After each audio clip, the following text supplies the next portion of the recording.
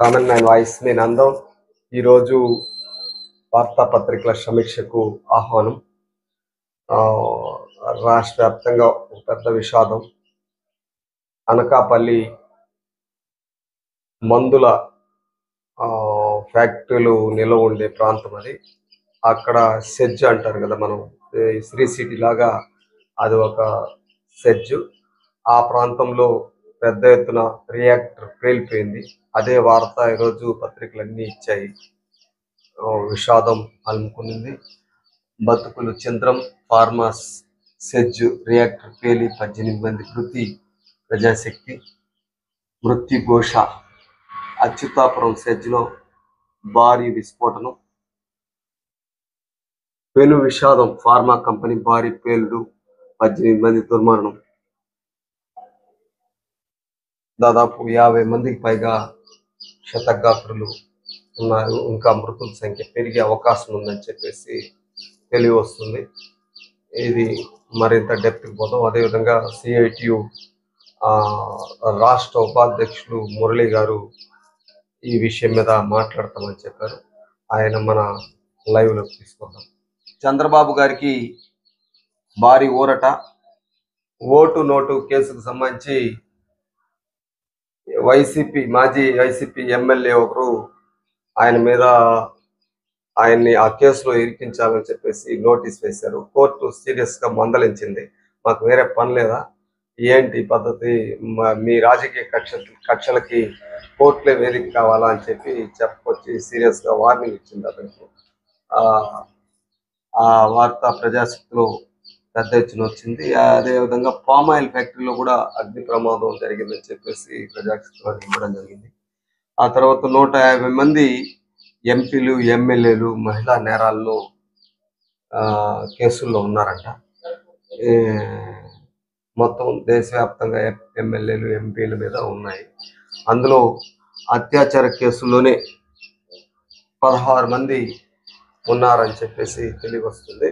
ఏటకేలకు CISF భద్రత, అదే Calcutta hospital దగ్గర సిఐఎస్ఎఫ్ భద్రత ఏర్పాట్లు ఏమంటే, ఈ ఘటన జరిగిన తర్వాత అసలు అక్కడ నిరసన తెలియజేస్తున్న వాళ్ళ మీద దాడులు చేసి వాళ్ళని ధ్వంసం చేయడం, హాస్పిటల్ ధ్వంసం చేయడం, ఎవరు అనామకులు వచ్చి చేశారని చెప్పేసి చెప్పుకొస్తున్నారు. అక్కడ ఉండే ప్రభుత్వం ఏమో అక్కడ బీజేపీ వాళ్ళు లేకపోతే సిపిఎం వాళ్ళ మీద తోసేసే ప్రయత్నం చేస్తుంది. కాబట్టి ఈ పరిస్థితుల్లో రక్షణగా సిఐఎస్ఎఫ్ భద్రత ఏర్పాటు చేశారు. ఇది ఆ తర్వాత గ్రూప్ 1 మెయిన్స్ సంబంధించి మరోసారి వాయిదా పడిందని చెప్పేసి వార్త. పోలీసింగ్ భద్రత భరోసా అంటూ మన ముఖ్యమంత్రి గారు సమీక్ష నిర్వహించారు. దీనికి సంబంధించి మరింత రాష్ట్రానికి సంబంధించి పలు విషయాల్లో భద్రత, మహిళలకు సంబంధించి కానీ ఇంకా అనేక విషయాల మీద సమీక్ష చేయడం జరిగింది. ఇసుక సులభం, ప్రత్యేక బుకింగ్ కేంద్రాలు ఏర్పాటు చేస్తున్నట్టు మన ముఖ్యమంత్రి గారు భారతది. 300 కోట్లు సిమెంట్ హోంఫెడ్. దొరికినంత దోచుకున్న వైసీపీ నేతలు. తర్వాత సాక్షిలో మార్గదర్శిపై 2 సీఎంలు స్పందించాలి అంటూ ఒక వార్త. ఉండవల్లి అరుణ్ కుమార్ గారు ఇంటర్వ్యూ చేస్తున్నారు. హైకోర్టులో మరో 2 శాశ్వత న్యాయమూర్తులు. మన డాక్టర్లకు భద్రత కావాలి అంటూ మన తిరుపతి ఎస్వి మెడికల్ కాలేజు మరియు సిమ్స్కి సంబంధించిన డాక్టర్లు నిరసన పెద్ద ఒక వైట్ క్లాత్ మీద ఎర్రటి సిరతో ముద్రలు వేస్తూ దాంట్లో భద్రత కల్పించాలని చెప్పి బ్యానర్ రాసి పెట్టడం అనేది జరిగింది. ఇది మొత్తం మీద ఈరోజు ప్రధానమైన వార్తలుగా ఉంది. ఇప్పుడు మనం డెప్త్లోకి వెళ్ళి, బతుకులు చిత్రం 50 మందికి పైగా తీవ్ర గాయాలు, మృతుల సంఖ్య పెరిగే అవకాశం. నేడు ఘటనా స్థలానికి చంద్రబాబు. రేపు జగన్. ₹1 కోటి పరిహారం, యాజమాన్యంపై క్రిమినల్ చర్యలు. CPM demand. న్యాయ విచారణ జరపండి సిఐటియు. ఇట్లాంటి ఘటనలు చాలా సీరియస్గా రాష్ట్ర వ్యాప్తంగా జరుగుతున్నాయి. ఒక 6-7 నెలలకు ముందు తిరుపతి విమానాశ్రయం దగ్గర కూడా ఇట్లాంటి ఘటనలు జరిగాయి. ఈ పరిస్థితుల్లో ఆ, రక్షణ చర్యలు, ముందు ఏర్పాట్లు ఇట్లాంటి జరిగినప్పుడు కావాల్సిన సేఫ్టీ ప్రికాషన్స్ సరిగా తీసుకోవడం లేదు అనేది ఆరోపణలు ఉన్నాయి. మన ఛానల్లో కూడా ఈ విషయాన్ని ఎత్తి చూపించాం. గతంలో తిరుపతి విమానాశ్రయం జరిగిన ప్రమాదంలో వాటికి సంబంధించి మామూలుగా ఈ రియాక్టర్లు కానీ లేకపోతే ఏదైనా ప్రమాదం జరిగినప్పుడు వెంటనే చుట్టూరు పైప్ లైన్తో వాటర్ లైనింగ్ ఉండాలి. ఆ లైనింగ్ సరిగా ఏర్పాట్లు చేయలేదు కాబట్టి రక్షణగా వెంటనే అది విడుదల కాలేదు. దాని వాటర్ని విడుదల చేసి రక్షించే ఏర్పాట్లు చేయలేదు. ఎక్కువ నష్టం ఇలా జరగకుండా మానవ తప్పిదాలతో జరుగుతున్న ఈ నష్టాల్ని తగ్గించడానికి ఉపయోగపడుతుంది అని చెప్పేసి మనం చెప్పడం జరిగింది. ఇదే పద్ధతిలోనే ఈరోజు ఇక్కడ కూడా ఈ విషాదం ఉదంతం మనకి కళ్ళకు కడుతుంది. ప్రధానంగా ఇప్పుడు ప్రభుత్వాలు, అది కేంద్ర ప్రభుత్వం కానీ రాష్ట్ర ప్రభుత్వం కానీ, ఈజ్ ఆఫ్ డూయింగ్ అంటే సులభతర బిజినెస్ అంటూ పేర్కొంటూ అసలు నిబంధనలన్నింటినీ కూడా గాలికి వదిలేసి ఈ యొక్క వ్యాపార అంటే పరిశ్రమలను నెలకొల్పడానికి ఎటువంటి అనుమతుల విషయంలో నిబంధనలు లేకుండా వేగంగా ఇచ్చేయాలని చెప్పేసి ఇచ్చేయడం, వీటన్నిటిని సరైన పద్ధతుల్లో పర్యవేక్షించకపోవడం జరుగుతుంది. దీనికంతా సమితులు కార్మికులుగా ఉంటున్నారనేది ఇక్కడ రుజువులు కనబడుతుంది. ప్రభుత్వాలు చేసే తప్పులు, యాజమాన్యం చేసే తప్పులు బాధ్యులు కార్మికులు, ప్రజలుగా ఉంటున్నారు. ఈ ఘోరం మనం చూస్తే ఎంత ప్రమాదాన్ని తెచ్చిపెట్టింది. ఒక చిన్న తాత్సారం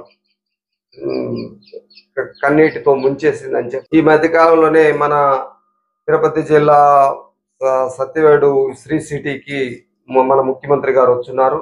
అప్పుడు కూడా ఈజ్ ఆఫ్ డూయింగ్ బిజినెస్ గురించి మాట్లాడుతూ స్పీడ్ ఆఫ్ డూయింగ్ బిజినెస్ గా మార్చండి, వేగం పెంచాలి అని చెప్పినారు. అయితే అక్కడ కార్మికుల యొక్క రక్షణ, దానికి సంబంధించిన రక్షణకు సంబంధించిన కమిటీ, వీటికి సంబంధించి ఏమీ మాట్లాడడం లేదు. ఎవరిని కూడా దగ్గరకు కూడా చేర్చకుండా చేసేస్తారు.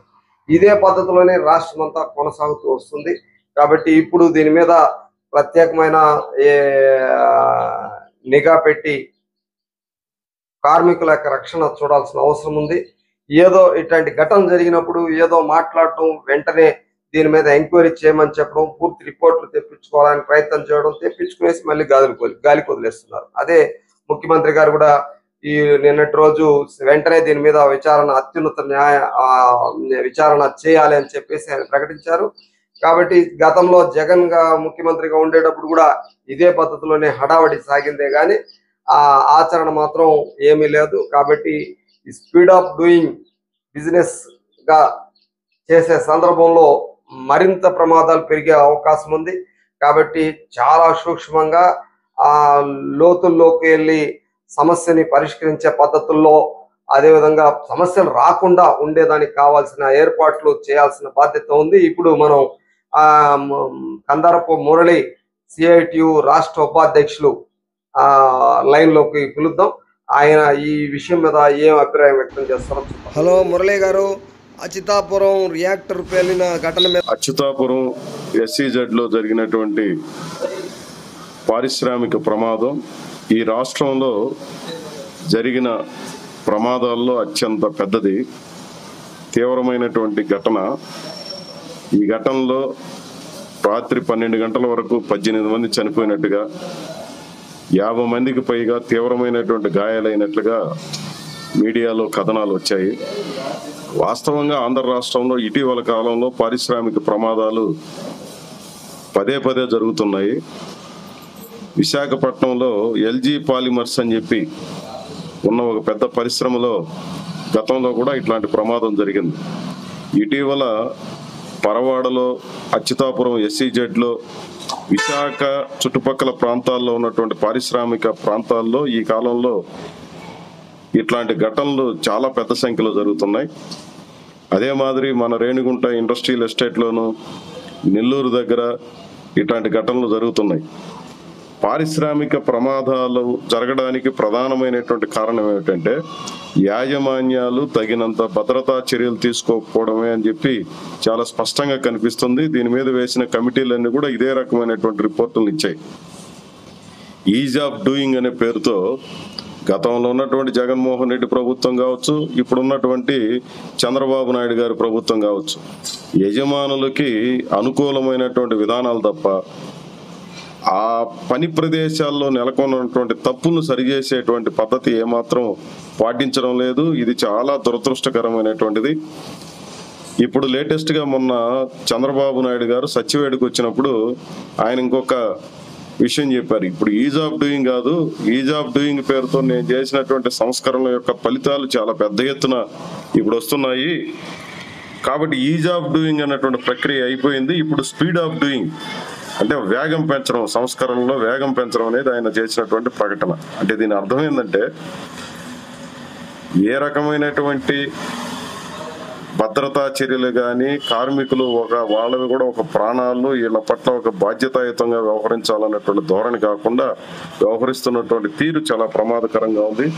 అందుకని అచ్యుతాపురం SEZలో మరణించినటువంటి కుటుంబాలకి ఒక్కో కుటుంబానికి ₹1 కోటి చొప్పున నష్టపరిహారం చెల్లించాల్సినటువంటి అవసరం ఉంది.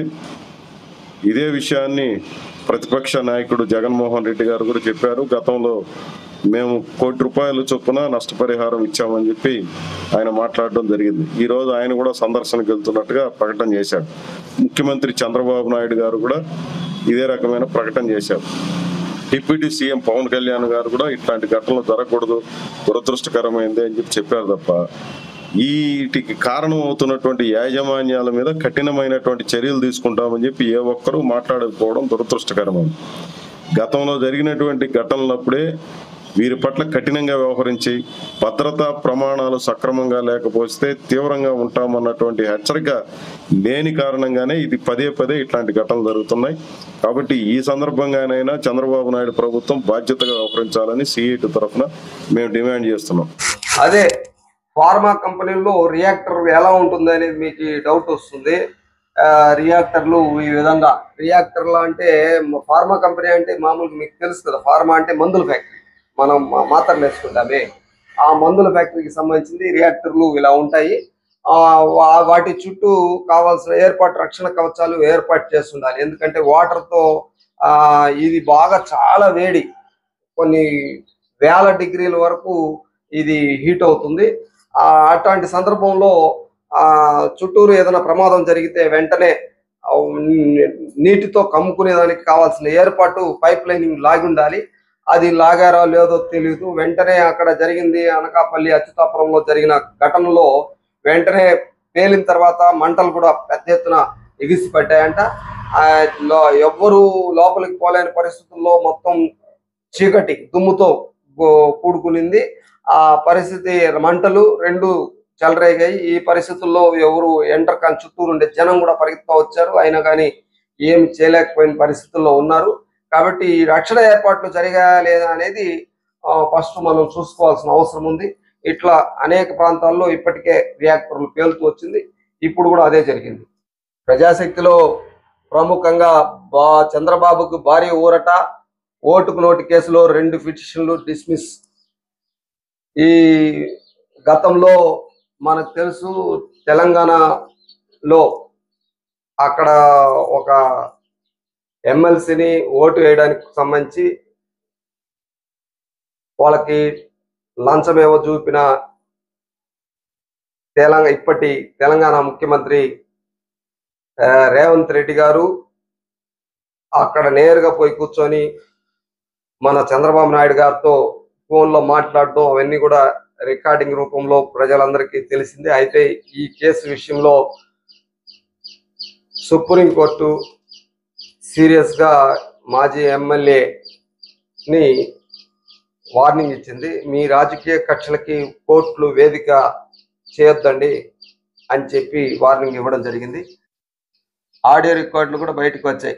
ఈ కేసులో రేవంత్ రెడ్డి కూడా జైలుకి వెళ్ళారు అని ఈ వార్తని ముగించడం జరిగింది. పామాయిల్ ఫ్యాక్టరీలో అగ్ని ప్రమాదం. శ్రీ పొట్టి శ్రీరాములు నెల్లూరు జిల్లా ముత్తుకూరు మండలం కృష్ణపట్నం సమీపంలోని పంటపాలెం వద్ద ఎఫ్ఎస్ఎఫ్ పామ్ ఆయిల్ ఫ్యాక్టరీలో భారీ అగ్ని ప్రమాదం జరిగింది. బుధవారం రాత్రి 9:30 గంటల సమయంలో ఒక్కసారిగా అగ్ని జ్వాలలు ఎగిసిపడ్డాయి. దీంతో చుట్టుపక్కల గ్రామాల ప్రజలు, పరిసర ప్రాంతాల పామ్ ఆయిల్ ఫ్యాక్టరీల్లో పనిచేస్తున్న ఉద్యోగులు తీవ్ర భయాందోళనకు గురయ్యారు. కృష్ణపట్నం, నెల్లూరు నుండి 8 ఫైర్ ఇంజన్లు కూడా ఘటనా స్థలానికి చేరుకొని మంటలను ఆర్పే కార్యక్రమంలో ఉన్నారని తెలుస్తుంది. ఆ తర్వాత ప్రధానంగా వార్తగా చూస్తే పోలీసింగ్తో భద్రత భరోసా అంటూ మన సీఎం సమీక్ష నిర్వహించడం జరిగింది.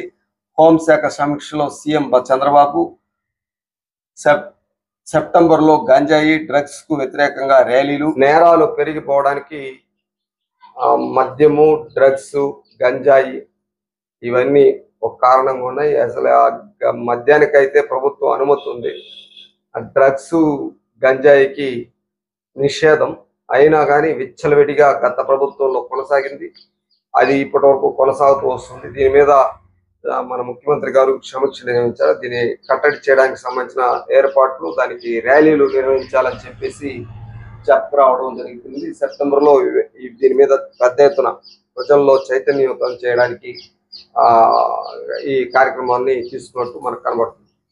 ముందే చెప్పాము, 151 ఎంపీలు మీద మహిళల మీద నేరాల మీదనే ఉన్నాయి. నేరస్తులుగా ఉండేవాళ్ళు మన పార్లమెంటు, అసెంబ్లీలో ఉంటే మనకి న్యాయం ఎట్లా జరుగుతుంది అని చెప్పి ఊహించగలం.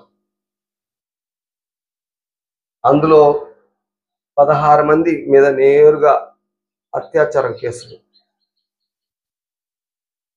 అధికంగా బీజేపీ నేతల మీద. ఈరోజు కేంద్ర ప్రభుత్వంలో బీజేపీ అధికారంలో ఉంది. ఉచిత ఇసుక పాలసీకి సంబంధించి మనం ఇప్పటి వరకు చాలా ప్రాంతాల్లో ఉచిత ఇసుక మాట నెరవేరలేదు. అయితే ఇప్పుడు ముఖ్యమంత్రి గారు ఈ విషయం మీదనే ఇసుక సులభం, ప్రత్యేక బుకింగ్ కేంద్రాలు, అనుమతి ఉన్న వాహనాలకే స్టాక్ యార్డుల్లో ప్రవేశం, సెప్టెంబర్లో సమగ్ర పాలసీ, ఈలోగా సమస్యలు రాకుండా చర్యలు, అత్యవసరంగా సమీక్షించిన సీఎం రవాణా ఛార్జీలు నిర్ణయించండి, అఘాయిత్యం చేస్తే అదే ఆఖరి రోజు, విచారణలో పోలీసులు నిర్లక్ష్యం వహిస్తే నేనే ఘటనా స్థలానికి వస్తా, గంజాయి, డ్రగ్స్ కు సంబంధించి చెక్. అదే ప్రభుత్వం ఈ ఇసుక విషయంలో ఫెయిల్యూర్ అయిందని చెప్పేసి ప్రచారం విస్తృతంగా జరుగుతున్న సందర్భంలో ముఖ్యమంత్రి గారు ఈ విషయం మీద సమీక్ష చేశారు. దీన్ని సులభతరం చేస్తామని చెప్పారు. సెప్టెంబర్లో మరింత స్పష్టమైన పాలసీని విడుదల చేసేటట్టున్నారు.